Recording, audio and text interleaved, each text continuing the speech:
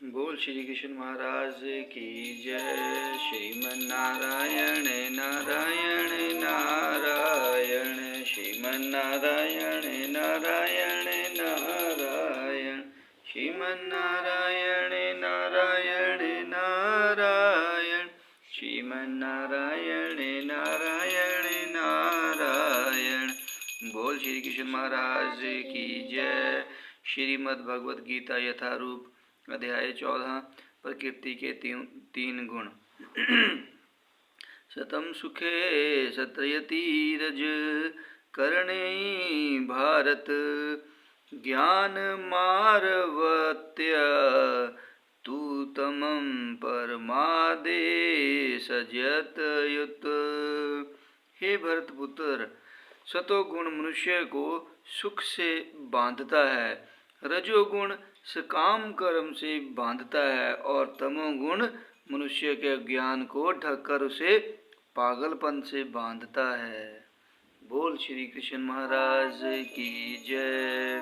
तात्पर्य: सतोगुणी पुरुष अपने कर्म या भौतिक वृत्ति से उसी तरह संतुष्ट रहता है जिस प्रकार दार्शनिक, वैज्ञानिक या शिक्षक अपनी अपनी विद्याओं में निरत रहकर संतुष्ट रहते हैं।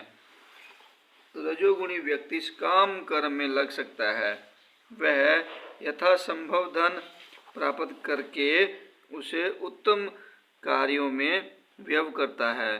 कभी कभी वह अस्पताल खोलता है और अधर्मार्थ संस्थानों को दान देता है।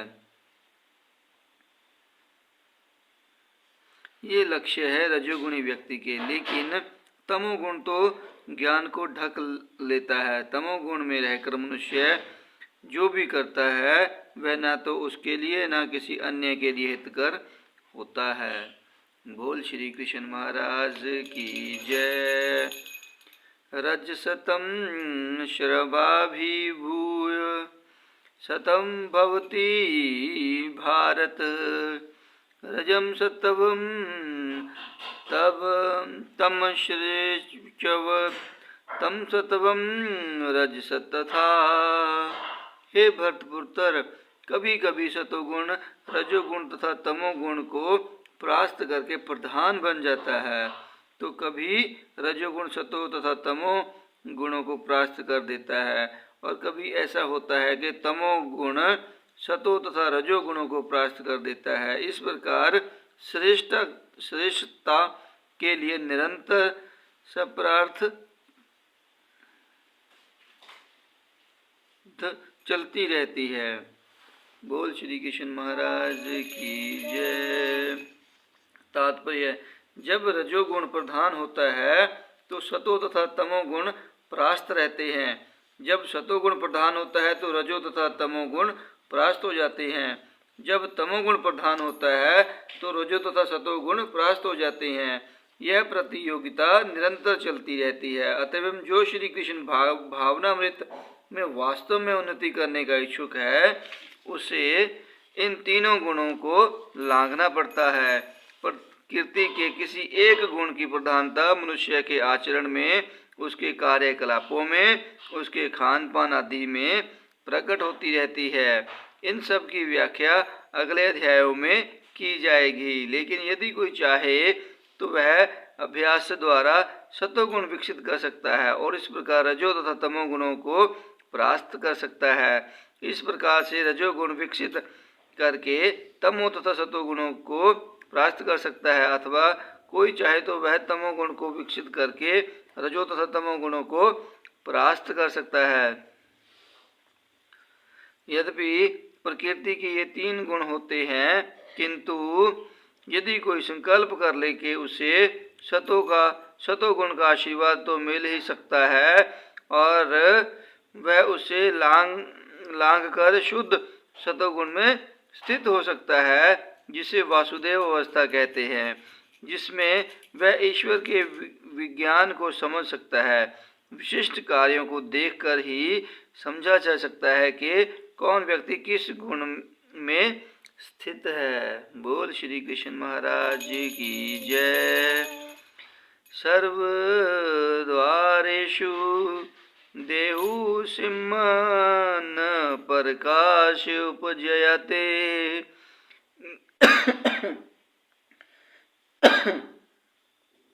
ज्ञान यदा तदा विद्याद्रेदंद सतवमित युत। सतोगुण की अभिव्यक्ति को तभी अनुभव किया जा सकता है जब शरीर के सारे द्वार ज्ञान के प्रकाश से प्रकाशित होते हैं। बोल श्री कृष्ण महाराज की जय। तात्पर्य, शरीर में 9 द्वार हैं, 2 आँखें, 2 कान, 2 नथुने, मुंह, गुद्दा तथा उपस्थद। जब प्रत्येक द्वार सत्य के लक्ष्य से दीपित हो जाए तो समझना चाहिए कि उसमें सतोगुण विकसित हो चुका है। सतोगुण में सारी वस्तुएं अपनी सही स्थिति में दिखती हैं, सही सुनाई पड़ता है और सही ढंग से उन वस्तुओं का स्वाद मिलता है।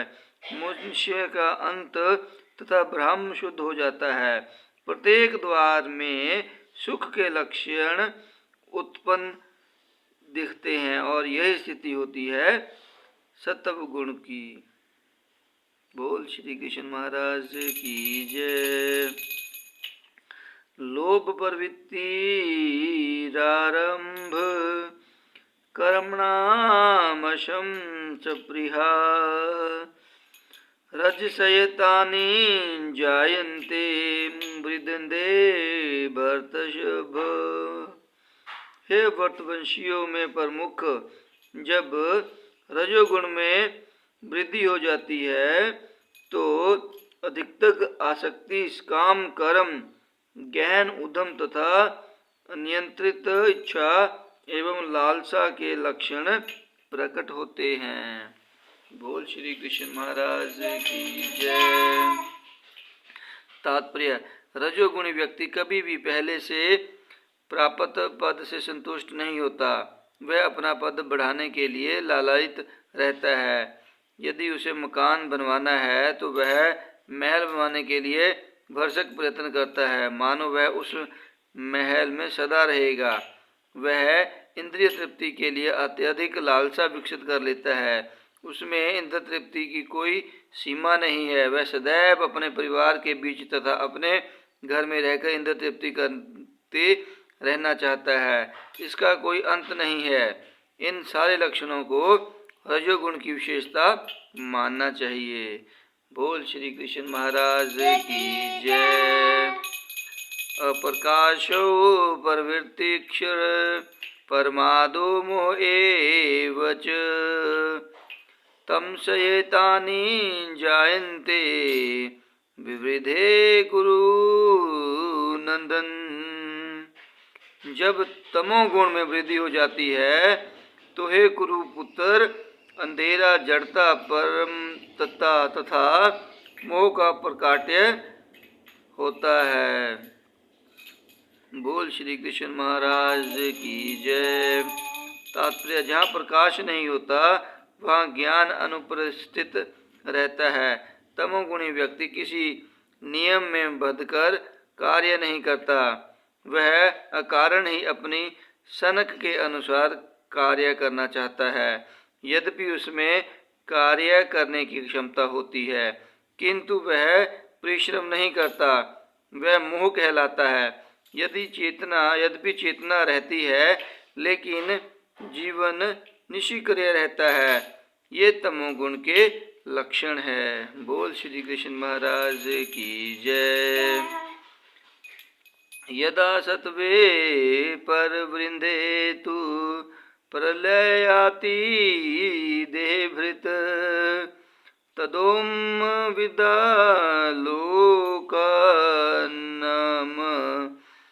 लाम प्रति पश्यते। यदि कोई सतोगुण में मरता है तो उसे महर्षियों के विशुद्ध उच्चतर लोकों की प्राप्ति होती है। बोल श्री कृष्ण महाराज की जय। तात्पर्य, सतोगुणी व्यक्ति ब्रह्मलोक या जनलोक जैसे उच्च लोकों को प्राप्त करता है और वहाँ दैवी सुख भोगता है। अम्लान शब्द महत्वपूर्ण है। इसका अर्थ है रजो तथा तमो गुणों से मुक्त।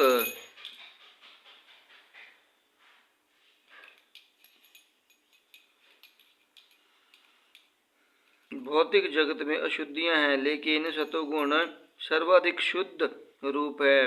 विभिन्न जीवों के लिए विभिन्न प्रकार के लोक हैं। जो लोग सतोगुण में मरते हैं वे उन लोकों में जाते हैं जहाँ महर्षि तथा महान भक्तगण रहते हैं। बोल श्री कृष्ण महाराज की जय। रजसी प्रलय गत्वा कर्म षडिगषु जायते तथा परलीन सतमसि मूढ़योनिषु जायते।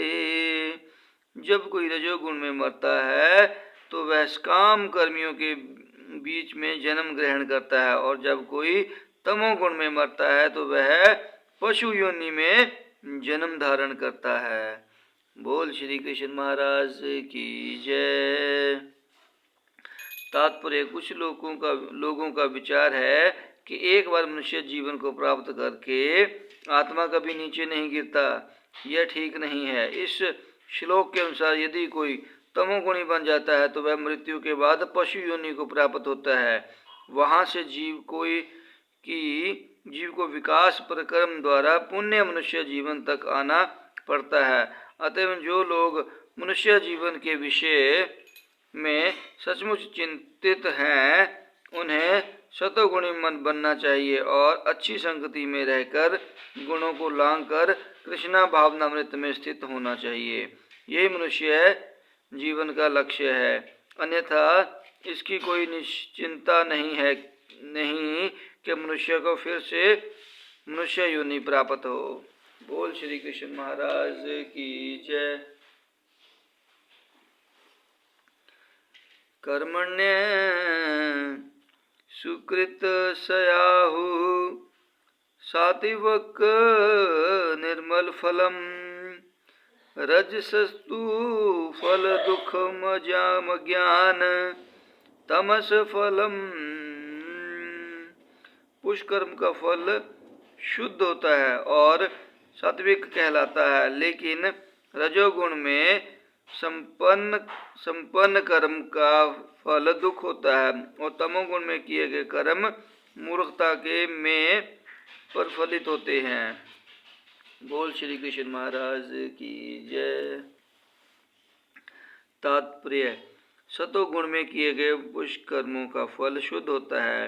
अतः ये मुनिगण जो समस्त मोह से मुक्त हैं सुखी रहते हैं, लेकिन रजोगुण में किए गए कर्म दुख के कारण बनते हैं। भौतिक सुख के लिए जो भी कार्य किया जाता है उसका विफल होना निश्चित है। उदाहरणार्थ, यदि कोई गगनचुंबी प्रसाद बनवाना चाहता है तो उसके बनने के पूर्व अत्यधिक कष्ट उठाना पड़ता है। मालिक की धन संग्रह के लिए कष्ट उठाना पड़ता है और प्रसाद बनाने वाले श्रमियों को शारीरिक श्रम करना होता है। इस प्रकार कष्ट तो होते ही है।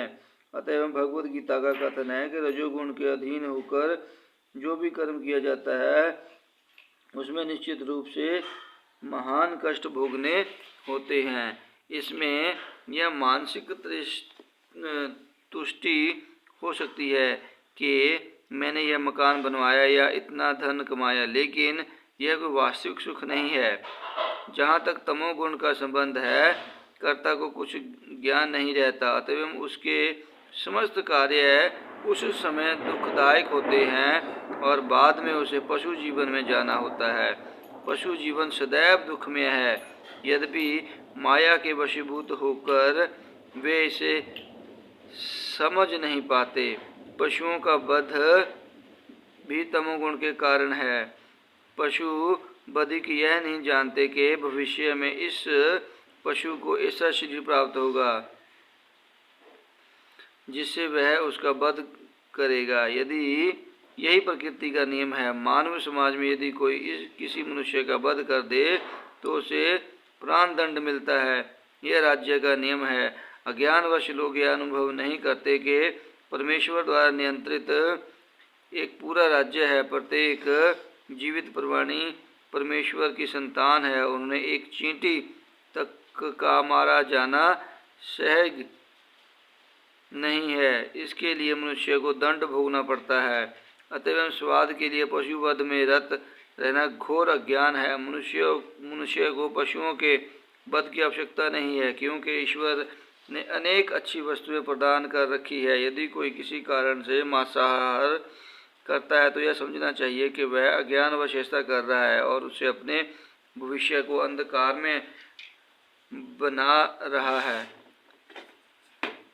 समस्त प्रकाश के पशुओं में से गोवध सर्वाधिक अधर्म है, क्योंकि गाय हमें दूध देकर सभी प्रकार का सुख प्रदान करने वाली है। गोवध एक प्रकार से सबसे अधम कर्म है। वैदिक साहित्य में गोभी परिणत मत्सरम सूचित करता है कि जो व्यक्ति दूध पीकर गाय को मारना चाहता है वह सबसे बड़े अज्ञान में रहता है। वैदिक ग्रंथों में एक प्रार्थना भी है जो इस प्रकार है: नमो ब्राह्मण देवाय गोब्राह्म हिताय च जगदीदताय कृष्णाय गोविंदाय नमो नमः। हे प्रभु, आप गायों तथा ब्राह्मणों के हितैषी हैं और आप समस्त मानव समाज तथा विश्व के हितैषी है। तात्पर्य यह है कि इस प्रार्थना में गायों तथा ब्राह्मणों की रक्षा का विशेष उल्लेख है। ब्राह्मण आध्यात्मिक शिक्षा के प्रतीक है और गाय महत्वपूर्ण भोजन की। अतएव इन दोनों जीवों ब्राह्मणों तथा गायों को पूरी सुरक्षा प्रदान की जानी चाहिए। यही सभ्यता की वास्तविक प्रगति है। आधुनिक मानव समाज में आध्यात्मिक ज्ञान की उपेक्षा की जाती है और गोवध को प्रोत्साहित किया जाता है। इससे यही ज्ञात होता है कि मानव समाज विपरीत दिशा में जा रहा है और अपनी बदसरना का पथ प्रास्त कर रहा है। जो सभ्यता अपने नागरिकों को अगले जन्मों में पशु बनने के लिए मार्गदर्शन करती हो वह निश्चित रूप से मानव सभ्यता नहीं है। निस्संदेह आधुनिक मानव सभ्यता रजोगुण तथा तमोगुण के कारण कुमार्ग पर जा रही है। यह अत्यंत घातक युग है और समस्त राष्ट्रों को चाहिए कि मानवता को महानतम संकट से बचाने के लिए तृष्णा भावनामृत की सरलतम विधि प्रदान करे। बोल श्री कृष्ण महाराज की जय।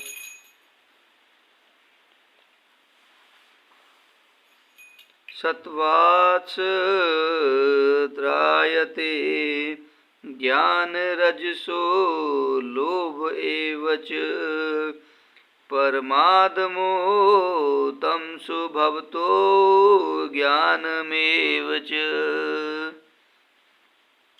सतोगुण से वास्तविक ज्ञान उत्पन्न होता है, रजोगुण से लोभ उत्पन्न होता है और तमोगुण से अज्ञान, प्रमाद और मोह उत्पन्न होते हैं। बोल श्री कृष्ण महाराज की जय। तात्पर्य: चूँकि वर्तमान सभ्यता जीवों के लिए अधिक अनुकूल नहीं है, अतएव उनके लिए कृष्णा भावनामृत की संस्तुति की जाती है। कृष्णा भावनामृत के माध्यम से समाज में सतोगुण विकसित होगा। सतोगुण विकसित हो जाने पर लोग वस्तुओं को असली रूप में देख सकेंगे। तमोगुण में रहने वाले लोग पशु तुल्य होते हैं और वे वस्तुओं को स्पष्ट रूप से नहीं देख पाते। उदाहरणार्थ, तमोगुण में रहने के कारण लोग यह नहीं देख पाते कि जिस पशु का वे वध कर रहे हैं उसी के द्वारा वे अगले जन्म में मारे जाएंगे।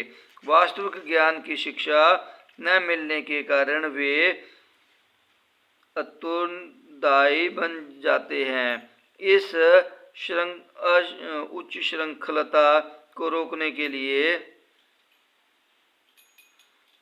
जनता में सतोगुण उत्पन्न करने वाली शिक्षा देना आवश्यक है। सतोगुण में शिक्षित हो जाने पर वे गंभीर बनेंगे और वस्तुओं को उनके सही रूप में जान सकेंगे। तब लोग सुखी तथा संपन्न हो सकेंगे। भले ही अधिकांश लोग सुखी तथा समृद्ध न बन पाएं, लेकिन यदि जनता का कुछ भी अंश कृष्णा भावनामृत विकसित कर लेता है और सतोगुणी बन जाता है तो सारे विश्व में शांति तथा संपन्नता की संभावना है। नहीं तो यदि विश्व के लोग रजोगुण तथा तमोगुण में लगे रहें तो शांति एवं संपन्नता नहीं रह पाएगी। रजोगुण में लोग लोभी बन जाते हैं और इंद्रिय भोग की उनकी लालसा की कोई सीमा नहीं होती। कोई भी यह देख सकता है कि भले ही किसी के पास प्रचुर धन तथा इंद्र तृप्ति के लिए पर्याप्त साधन हो, लेकिन उसे न तो सुख मिलता है न मन शांति। ऐसा संभव ही नहीं है क्योंकि वह रजोगुण में स्थित है। यदि कोई रंच मात्र भी सुख चाहता है तो धन उसकी सहायता नहीं कर सकता। उसे कृष्णा भावनामृत के अभ्यास द्वारा अपने आप को सतोगुण में स्थिर करना होगा। जब कोई रजोगुण में रत रहता है तो उसे वह मानसिक रूप से ही प्रसन्न नहीं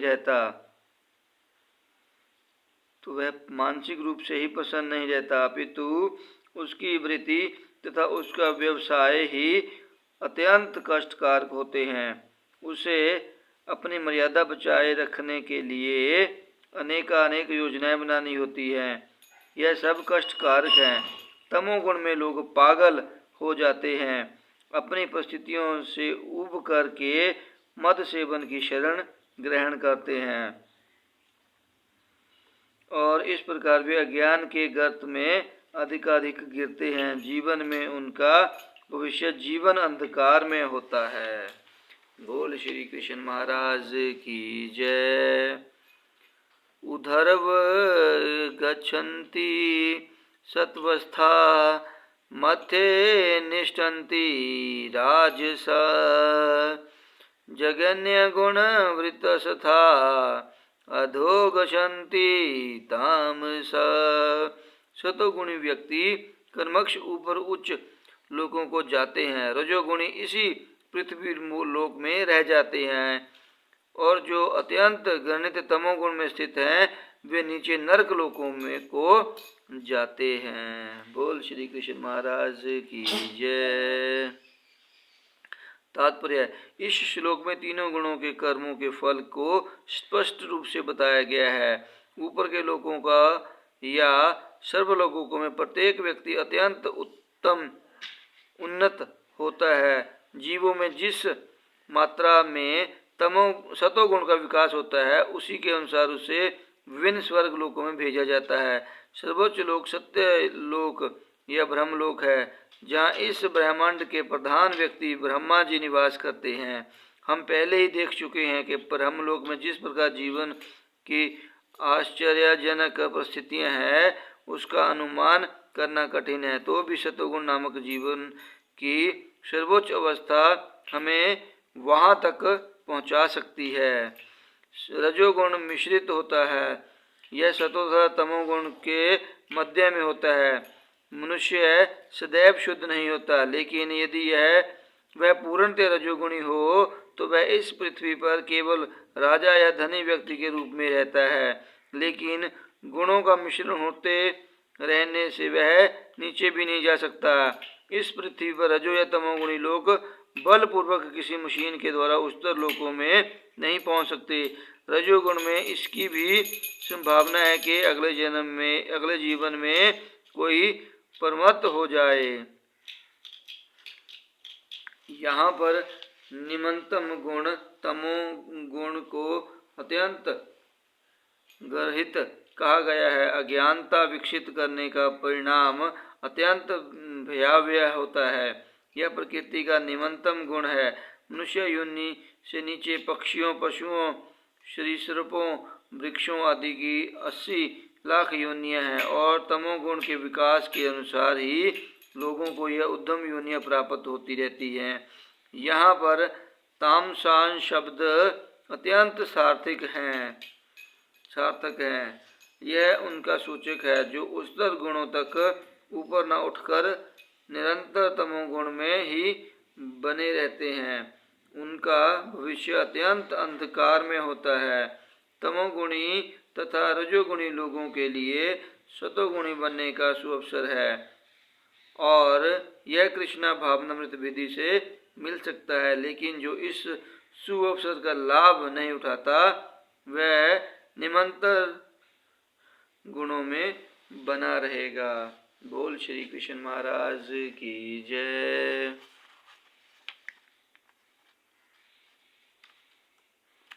नान्य गुणेभ्य कर्तार यदा दृष्टानुपश्यति गुणेभ्यश्च परवेचिति मद्रावसोऽधिगच्छति। जब कोई यह अच्छी तरह जान लेता है कि समस्त कार्यों में प्रवृत्ति के तीनों गुणों के अतिरिक्त अन्य कोई कर्ता नहीं है और जब वह परमेश्वर को जान लेता है तो इन तीनों गुणों से परे है, तो वह मेरे दिव्य स्वभाव को प्राप्त होता है। बोल श्री कृष्ण महाराज की जय। तात्पर्य: समुचित महापुरुषों से केवल समझकर तथा समुचित ढंग से सीखकर मनुष्य प्रकृति के गुणों के सारे कार्यकलापों को लांघ सकता है। वास्तविक गुरु श्री कृष्ण है और वे अर्जुन को यह दिव्य ज्ञान प्रदान कर रहे हैं। इसी प्रकार जो लोग पूर्णतः कृष्ण भावना भावित हैं, उसी से प्रकृति के गुणों के कार्यों के इस ज्ञान को सीखना होता है, अन्यथा मनुष्य का जीवन कुमार्ग में चला जाता है। प्रामाणिक गुरु के उपदेश से जीव अपनी आध्यात्मिक स्थिति, अपने भौतिक शरीर, अपनी इंद्रियों तथा प्रकृति के गुणों के अपनी वधावस्था होने के बारे में जान सकता है। वह इन गुणों की जकड़ में होने से असहाय होता है, लेकिन अपनी वास्तविक स्थिति देख लेने पर वह दिव्य स्तर को प्राप्त कर सकता है, जिसमें आध्यात्मिक जीवन के लिए अवकाश होता है। वस्तुतः जीव विभिन्न कर्मों का कर्ता नहीं होता, उसे बाध्य होकर कर्म करना पड़ता है, क्योंकि वह विशेष प्रकार के शरीर में स्थित रहता है जिसका संचालन प्रकृति का कोई गुण करता है। जब तक मनुष्य को किसी आध्यात्मिक मान्यता प्राप्त व्यक्ति की सहायता नहीं मिलती, तब तक वह यह नहीं समझ सकता कि वह वास्तव में कहाँ स्थित है। प्रामाणिक गुरु की संगति से वह अपनी वास्तविक स्थिति समझ सकता है और इसे समझ लेने पर वह पूर्ण कृष्ण भावनामृत में स्थित हो सकता है। कृष्ण भावना भावित व्यक्ति कभी भी प्रकृति के गुणों के चमत्कार से नियंत्रित नहीं होता। 7वें अध्याय में बताया जा चुका है कि जो श्री कृष्ण की शरण में जाता है वह प्रकृति के कार्यों से मुक्त हो जाता है। जो व्यक्ति वस्तुओं को यथा रूप में देख सकता है, उस पर प्रकृति का प्रभाव क्रमश घटता जाता है। बोल श्री कृष्ण महाराज की जय। गुणानितानतीत्य त्रिंदेहि देशमुद्वान् जन्म मृत्यु जराधु खैर विमुक्तो मृतमश्नुते। जब देहधारी जीव भौतिक शरीर से संबंध इन तीनों गुणों को लांघने में समर्थ होता है, तो वह जन्म मृत्यु बुढ़ापा तथा उनके कष्टों से मुक्त हो सकता है और इसी जीवन में अमृत का भोग कर सकता है। बोल श्री कृष्ण महाराज की जय। तात्पर्य: इस श्लोक में बताया गया है कि किस प्रकार इसी शरीर में कृष्ण भावना भावित होकर दिव्य स्थिति में रहा जा सकता है। संस्कृत शब्द देही का अर्थ है देहधारी।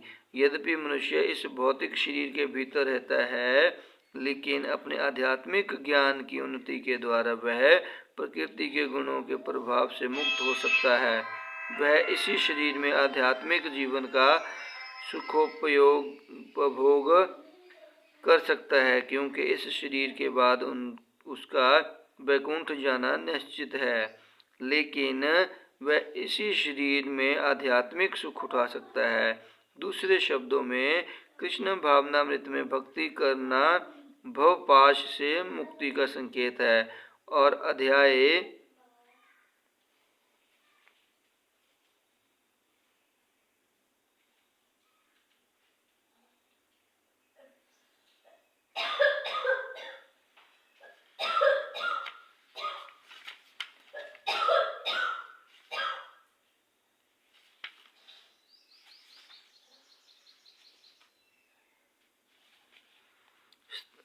अध्याय 17 में इसकी व्याख्या की जाएगी। जब मनुष्य प्रकृति के गुणों से प्रभाव से मुक्त हो जाता है तो वह भक्ति में प्रविष्ट होता है। बोल श्री कृष्ण महाराज की जय। श्रीमन्नारायण नारायण नारायण, श्रीमन्नारायण नारायण नारायण, श्रीमन्नारायण नारायण नारायण, श्रीमन्नारायण नारायण नारायण। बोल श्री कृष्ण महाराज की